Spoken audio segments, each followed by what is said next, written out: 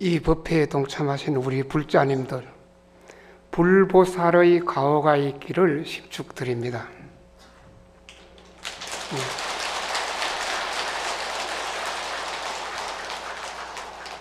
동시에 이 법당에 모셔져 있는 여러 영가분들, 2차 인연 공덕으로 이고등락하기를 심축드립니다.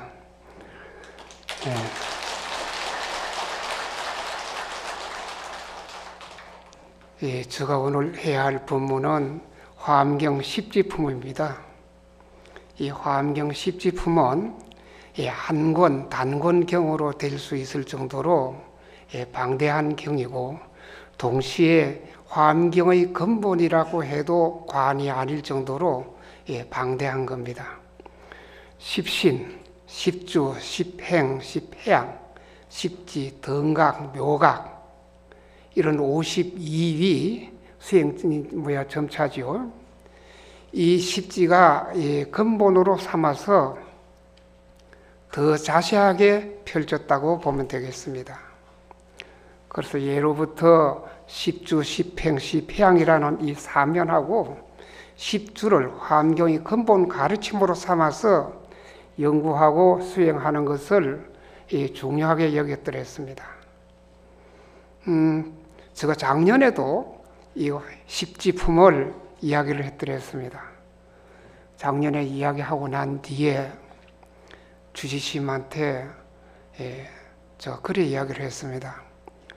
화엄살림 법회 졸업장을 달라고. 그랬더니 이 스님께서 하시는 말씀이 자기 주직할 때까지는 안 된대요.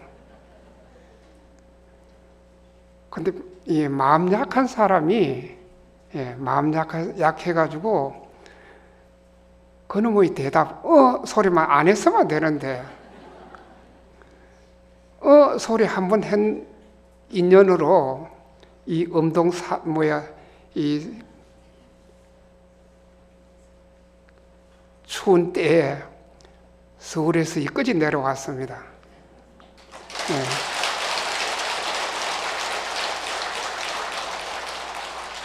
여러분들 소리 한번 그 함부로 하는 거 아닌가 봐요. 그러나 저러나 이 인연으로 저로서는 정말 기쁜 마음으로 이 화엄경 십지품을 이야기에 대해서 기쁘게 생각합니다. 동시에 일반적으로 이 다른 스님네들이 화엄법사 스님들이 이야기하는 거하고 제가 이야기하는 거하고는 약간 다를 겁니다. 경전 해석이 다르다 그런 차원은 아니에요. 그런 입장은 아니고요. 저는 이 한문 경전에 대해서 참 많은 생각을 가지고 있습니다. 한국 불교가 지금 현실적으로 지금 현대인들에게 어필되지 않는 부분 가운데 하나가 이 한문 경전이다. 그런 생각을 합니다. 어려우니까요. 1차적으로 어렵기 때문에 정말 쉽고 쉬운 말이 부처님 법문인데 왜 우리는 어쩌다가 이 한국이 중국 옆에 붙어 있어가지고 모든 문화가 중국을 거쳐서 왔기 때문에 이 한문 문화권 안에 있다. 물론 어찌 보면 참 좋은 점도 있지만은 지금 현실을 살아가는 젊은이들에게는 우리가 이 부처님 법문을 전하는 데 있어서 참 많은 이 장애가 된다. 그런 생각을 합니다. 그래서 한문 경전, 그야말로 한문 줄줄 새기고 계속 읊고 이래 하면 유식하고 많이 아는 그런 쪽으로 치부를 하는데 물론 그렇습니다. 그러나 많이 아는 것도 좋고 많이 외우는 것도 좋고 또 많이 암송하는 것도 좋습니다만은 그러나 현실적으로 가슴에 와 닿아야 하는 겁니다.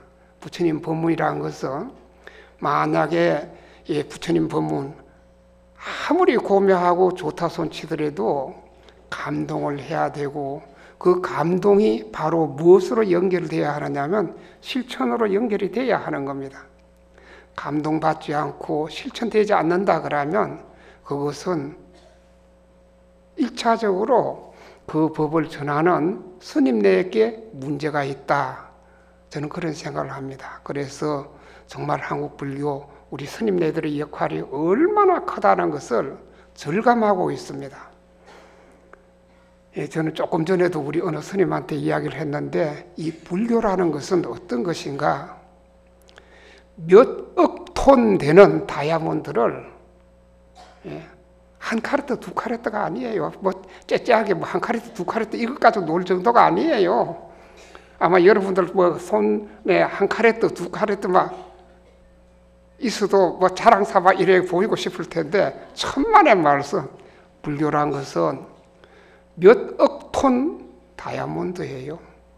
우리 자성불이라는 것은 우리 진여자성이라는 것은 이것을 우리 스님네들이 빨리 개발해서 가공해서 일반 대중들에게 나눠줘야 하는데 이익이 안 되고 있으니까 얼마나 답답하고 애절한지 모르겠어요. 여러분 이해가 됩니까? 그래서 모든 법문은 쉬워야 하고 알아들어야 하고 이해가 돼야 되고 그리고 실천이 돼야 하는 겁니다. 그런 입장에서 저는 이야기를 한번 해드릴까 합니다. 이 화엄경 10지품 정말이지 신심나는 참 좋은 이 경인데 물론 부처님이 최초 법문이니까 부처님이 최초 법문하신 것을 그때 당시에도 못 알아듣는 이가 참 많았다 그러죠. 그러나 쉽게 풀면 너무나 쉽게 또 풀어질 수 있는 것이 부처님 법문이에요. 그래서 이 십지라는 것은 어떤 것인가? 열십자 따지자예요. 이 열십자 따지, 십지. 이 십지품이란 것은 처음에 환희지라 그러죠. 이 기쁨이 넘친다. 아마 여러분들 오늘 집에서 절에 오려고 통도사에 오려고 생각했을 때 일반 생활 때 하고 일상생활 때 하고 아마 마음이 달랐을 거예요. 또 어떤 분들은 기쁜 마음으로 또 어떤 분은 즐거운 마음으로 어떤 분들은 정말 환희로운 마음으로 아마 이 법회에 오셨을 겁니다. 그것이 바로 환희지예요. 기쁨이 넘친다. 아마 일상생활 속에 있으면 그런 기쁨을 맛보지 못했을 텐데 통도사 화엄 살림 법회에 가야 되겠다는 그 마음 일으키는 그 한 생각이 바로 환희지인 겁니다. 이 환희, 기쁨이다. 즐거움이다.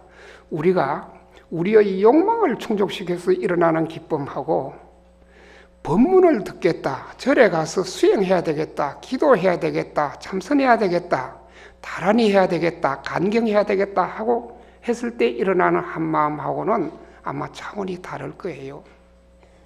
정말이지 한마음이란 건 참 무섭고 무서운 겁니다. 정말 한마음 잘 쓰면 사막도에 갈 중생이 오히려 도술천으로 가는 겁니다. 한 생각 바꾸면 축생으로 갈 중생이 오히려 국품연화대로 갈 수가 있는 겁니다. 한 생각, 한 마음이라는 것은 정말 무서운 겁니다. 저는 현실적으로 이걸 경험을 해봤습니다.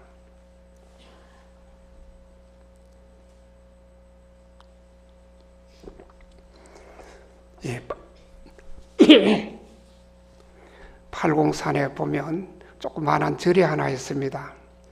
파괴사란 절입니다. 파괴한 스님들이 있는 곳 아니에요.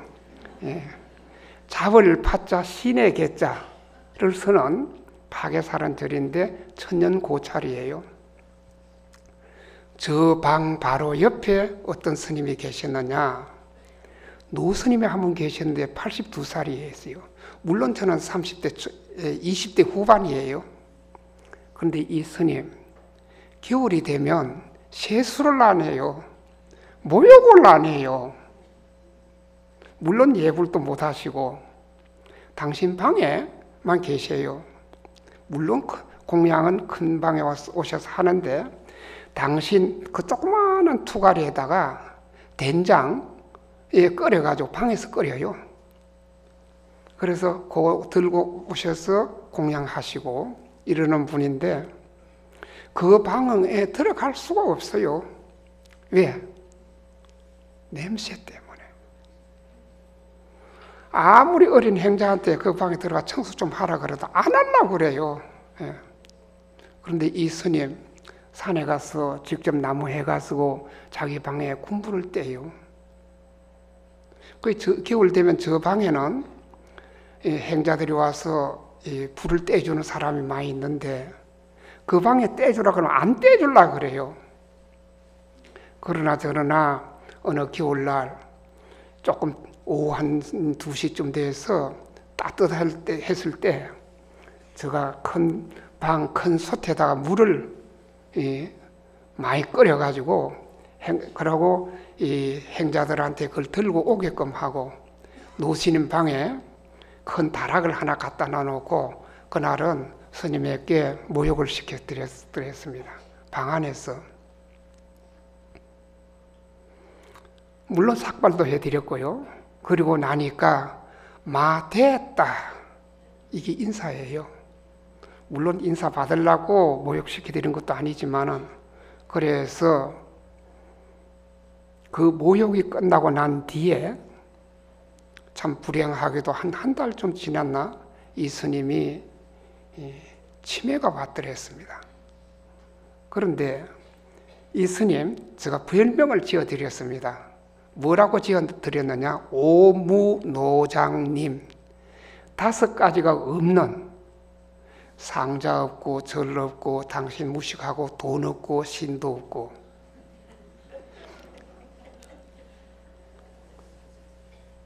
여기서 비구성으로서는 불행할 수 있는 여건을 다 갖추었습니다. 생각해 보십시오. 상자도 없지요. 돈도 없지요. 예. 당신이 산에 가서 나무를 구해가지고 목닥을 만들어서 다른 절에 가서 갖다 주면 그 절에서 노자 조금 주면 그걸 가지고 사시는 분이에요. 그러나 저러나 이 스님 치매가 오고 난 뒤에 지금부터 잘 들으십시오. 저가 가더라도 저 이름이 성우거든요. 저가 가더라도 성우 스님 불러온다라. 딱 2가지만 기억해요. 그리고 파괴사 계시면서도 자기를 파괴사에 달여다 달라. 파괴사 주시심 오더라도 성우 다리고 오너라. 이게 얼마나 무서운 이야기입니까? 정말 무서운 이야기예요. 마지막 일념이 한 사람의 마지막 마음에 담겨져 있는 일념이 바로 그겁니다. 일념이란 그렇게 무서운 거예요. 그런데 그러고 난 뒤에 몇 년이 지났습니다. 한 10몇 년이 지났죠. 제가 어느 때 그 파괴사 주지로 있었는데 오후쯤 됐는데 어떤 분이 어떤 남자가 중학교 1학년 아이를 하나 데리고 와서 인사를 합니다. 그런데 이 어린아이 중학생 어느 날 803 파괴사 꿈을 꿨대요. 그리고는 그때부터 물론 그때까지 그 아이나 그 집안에 종교가 없은 걸로 알고 있습니다. 자기를 파괴사에 달여다 달래요. 희한하지요? 중학교 1학년 불교가 뭔지 파괴사가 뭔지 전혀 모르는 상태에서 자기를 파괴사에 달여다 달래요.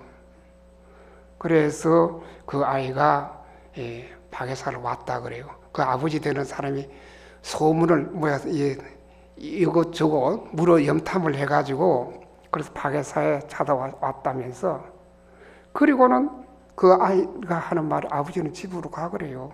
자기는 절에서 한대요. 마지막 일념이라는 것은 이런 겁니다. 무서운 겁니다. 여러분들이 일으키는 그 신심, 여러분들이 화엄살림법회에 동참하겠다는 그 마음 하나가 그만큼 무서운 거예요. 한 생을, 그 불행을 행복으로 바꿀 수도 있고, 정말 금생에서 다음 생을 가면서도 아마 오늘 지은 이 인연, 이 공덕은 고스란히 가지고 갈 거예요. 그래서 오늘 이 법회에 동참하신 우리 불자님들은 아마 2차 인연 공덕으로 틀림없이 이고등락하리라 저는 확신하고, 그리고 여기 모셔져 있는 영가분들도 틀림없이 이 화엄살림법회 이 법문 들은 인연으로 이고등락하리라 믿습니다. 이 화엄살림법회를 처음 하셨던 경봉스님 이 법문, 저는 65년도, 66년도 이곳에 살면서 스님에게 직접 법문을 들었습니다. 스님 법문 가운데 어떤 말씀이 있었느냐 하면, 설령 모르고 들었다 손치더라도 우리 의식적으로는 모두 무식, 이 제8아리약식 속에는 거의 내장되어 있기 때문에, 그러다가 육도를 헤매다가 어느 한순간 법문 들은 것을 되새기면 거기에서 그 경지에서 사막도에서 벗어난다. 법문 한마디 들은 인연으로 사막도에서 벗어난다. 이건 경봉스님 법문이에요. 제가 하는 법문은 아니에요. 젊었을 때 저는 젊은 학인으로 있으면서 그 법문을 들으면서 그렇게 신심이 납니다. 아마 여러분들은 제가 경봉스님 법문을 제가 기억해서 전해드렸기 때문에 얼마나 감동이 오는지 그건 모르겠습니다만은, 저는 그때 그런 정말 순수한 감동을 받아들였습니다. 그래서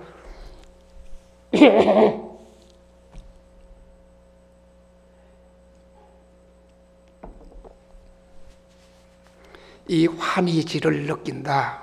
이 환희지, 정말 여러분들은 불자로서 가운데 부처님 정법 만났고, 그 가운데서도 이 최고의 대성경전, 이 화엄경을 하고 이렇게 인연될 수 있다는 것은 이건 정말 복 중의 복이에요.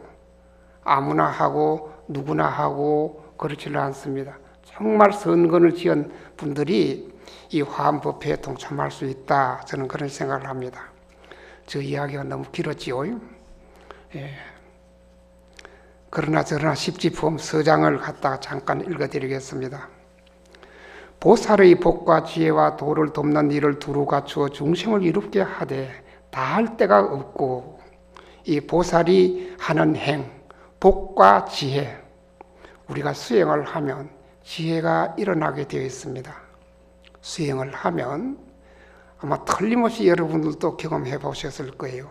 수행을 하면 지혜가 일어납니다. 그런데 그 지혜 속에는 무엇과 동반이 되느냐? 자비와 동반이 되는 겁니다. 지혜 속에 만약에 불자로서 자비가 없다 그러면 그것은 잘못된 수행이다. 건지 마른 지혜예요. 틀림없이 마음이 밝아지고 나면 자비가 일어나게 되어 있습니다. 모든 보살이 지혜 방편으로 피안에 이르렀으며 일부러 생사와 열반에 들어가면서도 보살의 수행은 그만두지 않았다. 생사와 열반에 들어가면서도 수행은 그만두지 않았다. 이 이야기는 우리가 한 세상 살면서 어려운 일도 힘든 일도 고단한 일도 있었을 겁니다만은, 그러나 그 속에서도 그야말로 우리가 가지는 믿음, 그 신심을 잃지 않는다 그러면 그 자체가 바로 보살의 수행이 되겠습니다. 이것은 시방시에 계시는 헤아릴 수 없는 많은 부처님들이 그대에게 가피합니다. 우리가 신심을 잃지 않는다는 것은 바로 불보살의 가피가 있기 때문이다. 불보살의 가피란 것은 어떤 것인가? 태양이 아무리 밝더라도 그 위에 구름이 끼어 있으면 우리는 밝은 태양을 느낄 수가 없습니다. 우리 자성불이 몇 억 톤 되는 다이아몬드라 손 치더라도 그 앞에 가려져 있기 때문에 그것이 있는지 없는지도 모르는 사람들이 너무나 많은 겁니다. 그래서 불보살의 가피를 받을 수만 있다 그러면 그것은 정말 최상의 행복을 누릴 수가 있다. 이 부처님의 가피, 를 하면서 가피라는 말이 나오니까 제가 이 65년도 이 통도사에 살면서 뒷방 노스님한테 들은 이야기 한마디를 해드리겠습니다. 간단하게 해드리겠습니다. 통도사 지금 참 많은 전각이 있습니다. 이 모든 전각이 다 그때 이 도량에 사셨던 스님들의 원력과 신심으로 이루어진 겁니다. 만약 그때 살던 스님들이 그야말로 그날이 그날 허송세월만 했더라면 오늘날 같이 이 통도사가 이렇게 번성하지는 않았을 겁니다. 통도사에서 불사를 하려고 하면 어떻게 하느냐 하면 통도사 대중 가운데 제일 신심 있는 일을 두 사람을 뽑는다 그래요.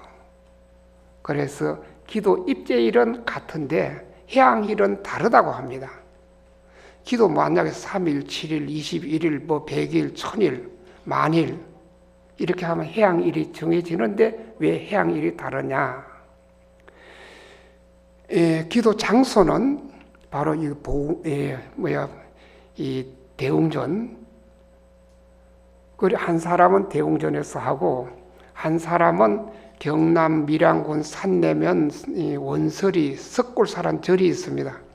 거기서 한 2시간 정도 걸어가면 내원암이란 아까 이야기 들어보니까 상원암? 상원암이라고 그러는데 그런 암자가 있습니다. 그 암자에 역시 정멸보궁이에요. 천진보탑이에요. 천진보탑이란 어떤 보탑을 갖다가 천진보탑이라고 하냐면 그냥 바위 속에 사리를 넣어 놓는 거예요. 왜? 우리 통도사 이 부처님 사리도 순환을 많이 당했습니다. 일본 사람들에 의해서 많이 당했습니다. 그럴 때 아마 지혜로운 스님이 아마 그 상원암에 사리를 모셨던 것 같아요.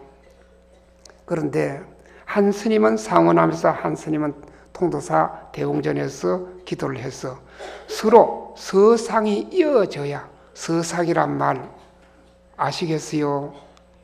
아 모르구나. 이 큰일 났네. 서상이란 말 통도사 법당에서 그 상원암까지 멀어요. 바로 이웃절 아니에요. 서로 서상 여기서 내뿜는 방광의 빛이 그쪽에서 올라오는 방광의 빛과 맞닿아야 그것도 때에 사는 대중들이 다 알아야 그때부터 불사를 시작을 했다고 그래요. 얼마나 기도를 했으면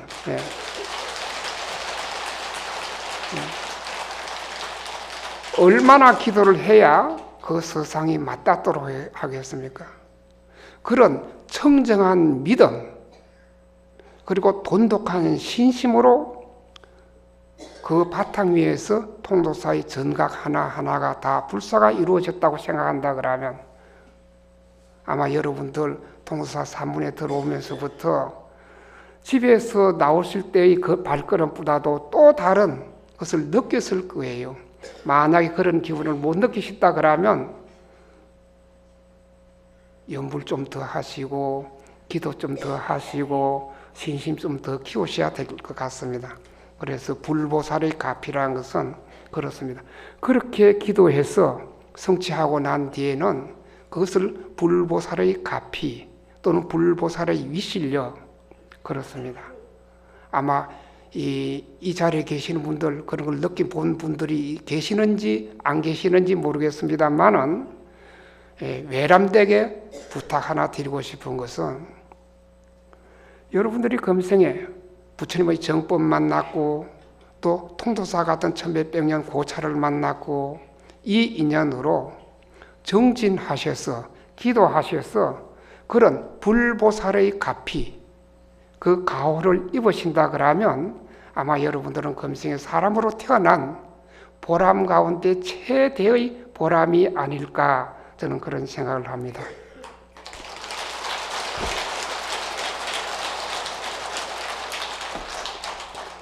예, 지혜의 자리에 들게 하려는 것이며 모든 선근을 포용케 하려는 것이며 모든 불법을 잘 선택해 하려는 것이며 모든 법을 두루 알게 하려는 것이며 법을 잘 말하게 하려는 것이다. 그리고 분별 없는 지혜가 청정하고 모든 세상 일에 물들지 않고 출세간의 선근이 청정하고 가히 헤아리기 어려운 지혜의 경지를 얻게 하려는 것이며 온갖 지혜를 가진 사람의 지혜의 경지를 얻게 하려는 것이다.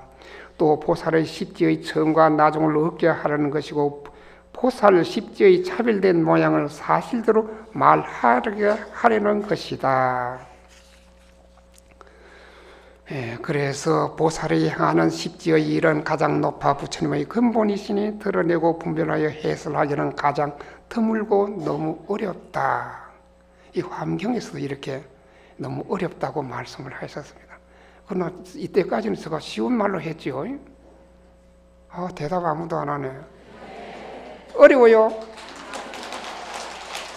그러면 더 쉽게 이야기할까요? 예. 그런데 제가 더 쉽게 말씀하기 이전에 여러분들이 마음이 어떻게 해야 하느냐? 들으려는 마음이 금강과 같고 부처님의 지혜를 깊이 믿으며 마음바탕 아는데 내가 없어야 이 뛰어난 법을 들을 수 있다.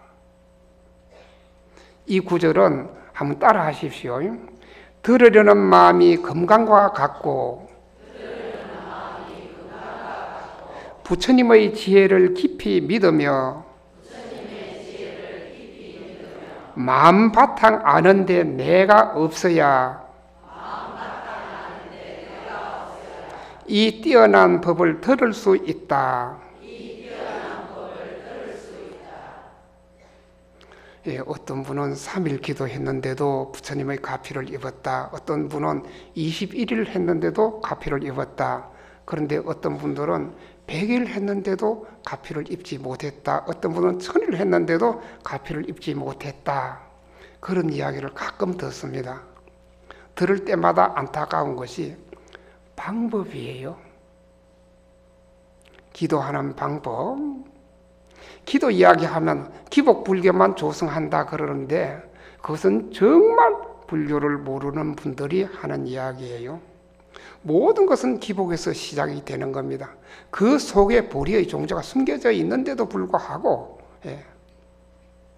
그래서 정말이지 기도를 하실 때는 돈독한 신심, 절대적인 믿음으로 그리고 부지런히 하면 틀림없이 기도는 성취하는 겁니다. 누구는 안 되고 부처님 법이 누구는 되고 누구는 안 되는 그런 건 없습니다.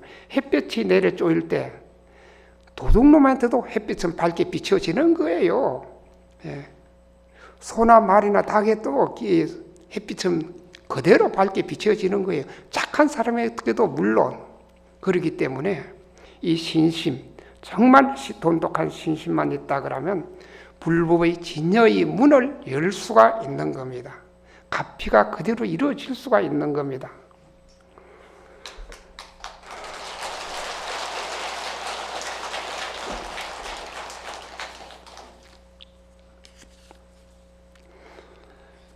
그래서 이제 환희지 자리의 이야기를 해드리겠습니다. 불자의 어떤 중생이 깊은 성근을 심으면 그 모든 행을 잘 닦고 도를 돕는 법을 잘 모으고 부처님께 잘 공양하고 청정한 법을 잘 쌓고 선지식을 잘 거두어주고 깊은 마음을 청정하게 하고 넓고 큰 뜻을 세우고 넓고 큰 지혜를 내고 그러면 자비가 앞에 나타난다. 아마 십지분 이것까지만 하더라도 오늘 본문 끝 해도 됩니다. 뭐 더 할 거 없어요. 우리 불자로서 한 세상 살면서 제일 좋은 보물이 무엇인가? 신심이에요. 정말이지 신심입니다. 신심만 돈독하다 그러면 아마 금생에 여러분들은 사람으로 태어난 불자로 살은 보람이 있는 거예요. 보살이 이와 같은 마음을 일으키는 것을 대비심을 머리로 삼아 지혜가 늘고 좋은 방편에 포용하고 가장 뛰어난 깊은 마음으로 유지되고 열의 힘이 한량없이 잘 관찰하고 분별하고 용맹한 힘과 지혜의 힘으로 걸림없이 지혜가 앞에 나타나고 자연의 지혜가 앞에 나타나고 자연의 지혜를 수순하고 모든 불법을 받아들여 지혜로서 교화한다. 넓고 크기가 법계와 같고 어깨가 흑원과 같아서 미래까지 다 한다. 보살이 처음 이와 같은 마음을 내면 범보의 자리를 뛰어나 보살의 자리에 들어가고 열의 집에 태어난다. 바로 이겁니다. 신심만 있다 그러면, 마음만 낸다 그러면 바로 범보의 자리에서 보살의 자리로 들어가고 바로 열의 집에 태어난다. 바로 성불한다. 성불이라는 말은 다름이 아니에요. 깨달음이에요. 부처됨. 부처란 말은 깨달음이거든요. 그 깨달음이란 것은 어떤 것인가? 인간 세상에서 누릴 수 있는 행복보다는 차원이 다른 행복을 영원히 누리는 것이 바로 이 깨달음이에요. 깨달음의 정의를 하자 그러면 영원한 우리 일체 중생들은 영원히 살아있는 존재예요. 그렇다 그러면 영원한 행복, 물론 금생과 동시에 영원한 행복이니까 해볼 만한 일이에요. 또 해야 할 일이에요. 이럴 때 박수를 한번 쳐야 되는 거예요.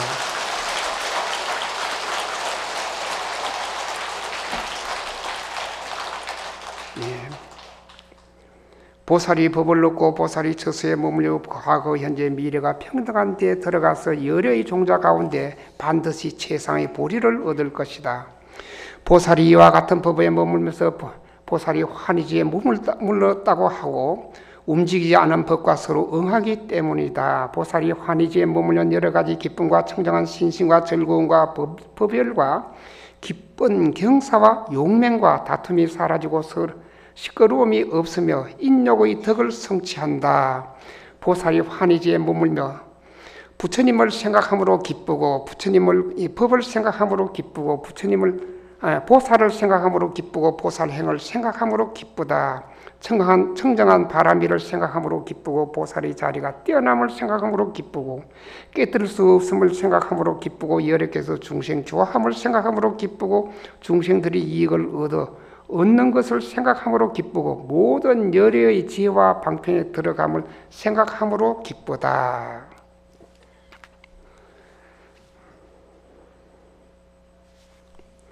아마 여러분들 절에 계시거나 집에 계시거나 이 부처님 법 생각하면 스스로 마음 가운데서 기쁨이 일어날 거예요. 그래서 세상 살면서 어렵고 힘드는 일 있을 때 언제 어디서라도 그야말로 내 마음 다독이는 방법 가운데 하나가 제일 좋은 것이 염불이에요. 염불. 우리 대한불교 조계종은 선종이기 때문에 선만이 제일 일이다. 선 좋은 건 좋습니다. 정말이 좋아요.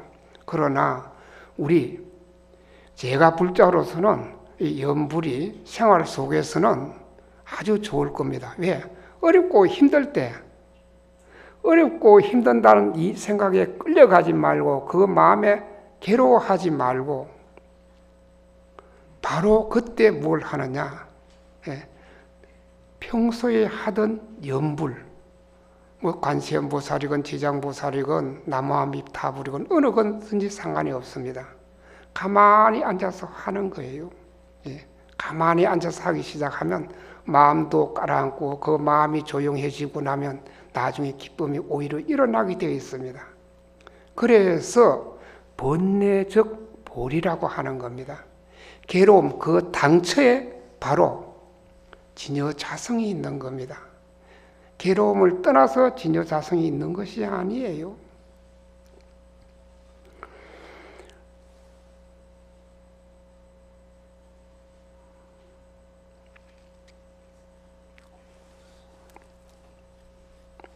보살이 환희지에 머물러 이러한 큰 서원과 큰 용맹과 큰 작용을 성취한다. 그것은 광대하고 청정한 결정회를 내어 온갖 공양 그릇으로 모든 부처님께 공양하여 남음이 없게 하는 것이다. 광대하기가 법계와 같고 끝없기가 허공과 같아서 미래세가 다하도록 쉬지 않아야 한다. 아마 여러분들 신심나면 저려오고 생각나면 저려오고 그래 할 거예요. 예, 물론 아주 신심이 돈독하신 분들은 다르겠습니다만은 일반적으로 그래 하는 분들이 많을 거예요. 그러나 정말이지 신심만 키우신다 그러면 큰 원을 세우기를 모든 보살과 함께 생각하고 같이 행동하며 원수와 미운 사람이 따로 없이 착한 일을 사하며 모든 보살이 평등하게 한 가지 일에 관계하고 항상 함께 모여 서로 헤어지지 않는다. 자기 마음대로 모든 열의 세계와 원력과 지혜를 알며 뜻대로 되는 신통을 얻어 모든 세계를 두루 다니며 모든 모임에 몸을 나타내며 모든 중생이 나는 곳에 들어가 불가사의한 대성을 성취하여 보살행을 닦아지이다 한다.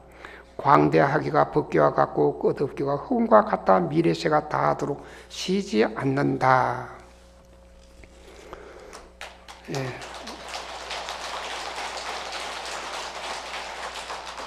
그래서 우리가 불자로 살면서 염불하는 것도 좋습니다. 염불한 그 맑은 마음을 내 혼자만 가지지 말고 기도해서 갚이 입은 것을 나만 가지지 마시고 바로 이웃에게 해양을 해야 하는 겁니다. 이웃, 가까이는 내 가족, 그리고 내가 몸담고 있는 사회에. 그래서 염불하는 입에 여러분들 절에 오셔가지고 염불하고 집에서도 염불하면서 만약에 아들, 딸, 며느리, 손자, 손자들한테 때로는 욕할 때도 있지요. 없습니까? 예, 아마 여기 오신 분들 없는가 봐요. 염불하는 입에 욕을 하면 웃자겠노 그거. 그래도 됩니까? 안 됩니까? 안 됩니까? 아, 그렇습니까? 그래서 어떻게 하느냐. 염불이란 그 자체가 뭐냐면 사람 인변의 이제금자 마음심이에요. 지금 현재의 마음이에요. 지금 현재의 마음이 염인데 밑에는 불자랑 깨달음이에요. 지금 현재 마음의 그 깨달음이 바로 염불이에요. 그렇다 그러면 염불하는 마음으로 관세음보살 한번 부르는 마음으로 뭘 하느냐. 그 마음 밝게 서야 하는 겁니다. 마음 밝게 서는 일, 마음 어둡게 서면, 마음 탁하게 서면, 마음 거칠게 서면 어떻게 되느냐? 인과는 분명한 거예요.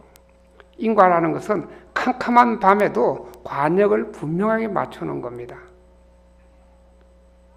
그래서 인과가 두려워서가 아니고 정말이지 마음 밝게 서는 일. 한 세상 살면서 마음 밝게 서는 일보다도 더 큰 행복은 없을 거예요. 보면 우리가 한 세상 살면서 우리들 마음 속에 쌓여져 있는 쓰레기들이 너무 많아요. 버려야 할 쓰레기인데도 불구하고 그것이 무슨 보석이냐 꼭꼭 껴안고 살아요. 그래서 시어머니한테 언제 당신이 나한테 이런, 또 누구에게도 남편에게도 또 당신이 언제 나한테 이런 식으로 하나씩 끄집어내요. 또 그런 거는 참 잘 기억이 됩니다. 묘하지요. 그런데 여러분들이 생각하는 이건 만약입니다만은 그 보물 오늘 다 통도사에 두고 가세요. 아무도 안 훔쳐가요. 아무도 안 주워가요. 그런데도 그것이 무슨 보석이냐 꽁꽁 숨겨놓고 살아요. 그런데 정말이지 여러분들 마음속에 숨겨져 있는 그거 다 털어버리십시오. 다 씻어버리십시오. 그거 만약에 그대로 가지고 가신다 그러면 다음 생 불행의 씨앗이 될 수가 있는 겁니다. 이거 제가 그냥 헛으로 하는 이야기 아니에요. 제가 모두의 예? 오무노장님 이야기 했잖아요. 예.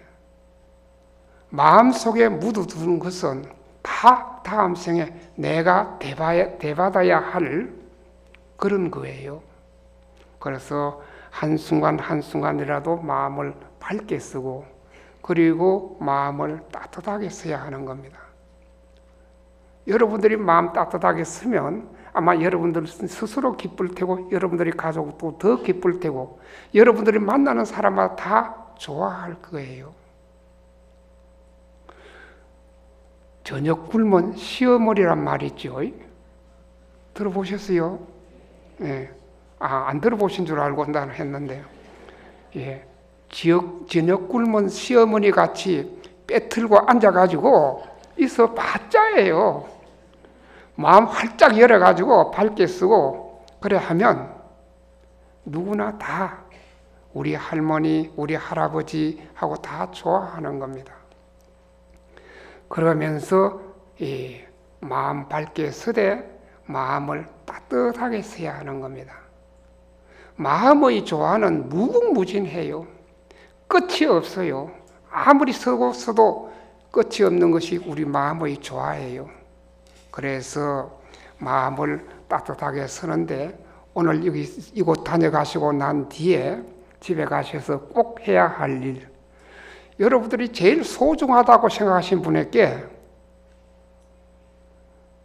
오늘 나는 이 통도사 화엄살림법회에 참석했다, 그렇게 안부를 전해줘요. 그리고 잘 들으라 하고는 대방광불 화엄경, 대방광불 화엄경, 대방광불 화엄경 이 세 마디를 꼭 전해주십시오. 그것이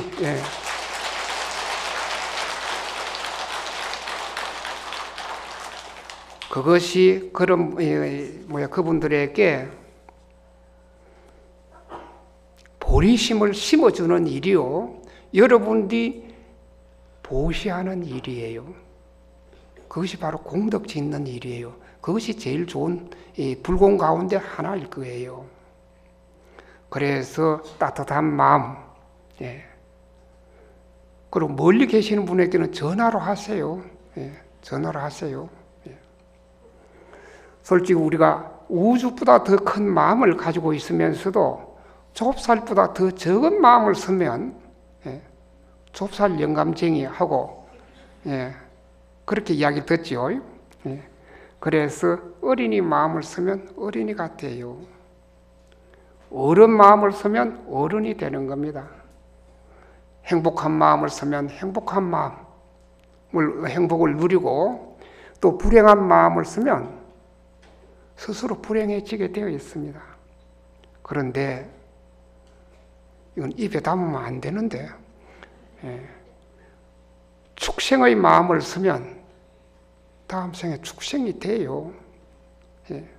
그리고 악의의 마음을 쓰면 악의가 되고, 보살의 마음을 쓰면 다음 세상에 보살이 되는 겁니다.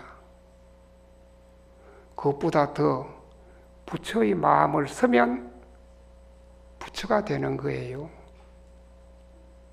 여러분들 선택은 자유로 하십시오. 오늘 오전 법문 여기까지만 하겠습니다. 아무영사. 잠깐 앉아 계십시오. 잠깐. 여기 보니까 불자라면 누구나 붓다에 하는 거기 나와 있는데, 이것은 이 불교 텔레비전에서 하는 일이에요. 불교 텔레비전 어디서 만들었느냐?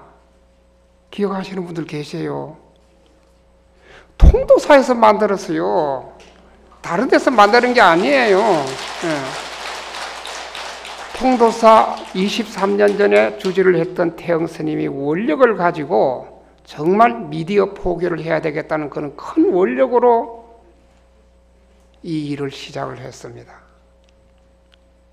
그럼 통도사에서 책임을 져야 될 거 아니에요, 끝까지. 그래야 될 거 아니에요. 그렇지요? 네.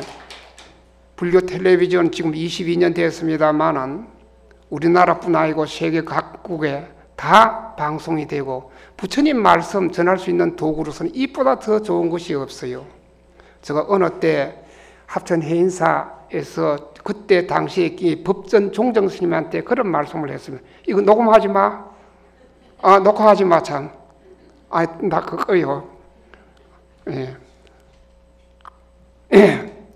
스님, 해인사 사물불사 때 1000명 아니면 2000명 오지 않습니까? 그러나 저희 불교 텔레비전은 방송을 하면 1시간 법문을 방송을 하면 50만에서 100만 명이 봅니다. 해인사 사물불사 100년 이상 하는 것을 우리는 1시간에 하는 겁니다. 스님, 불교 TV 카메라 들어오는 거 나가라 소리 하지 마십시오. 그렇게 종정 스님에게 제가 말씀을 드렸더랬습니다. 얼마나 답답했으면 그 이야기를 했겠어요. 네. 그리고 또 한마디 더 붙였습니다.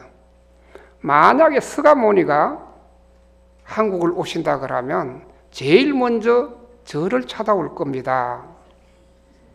생각해 보십시오. 부다가에서 승부를 하고 난 뒤에 240km를 걸어서 가가지고 오비구를 만났잖아요. 법을 전하기 위해서.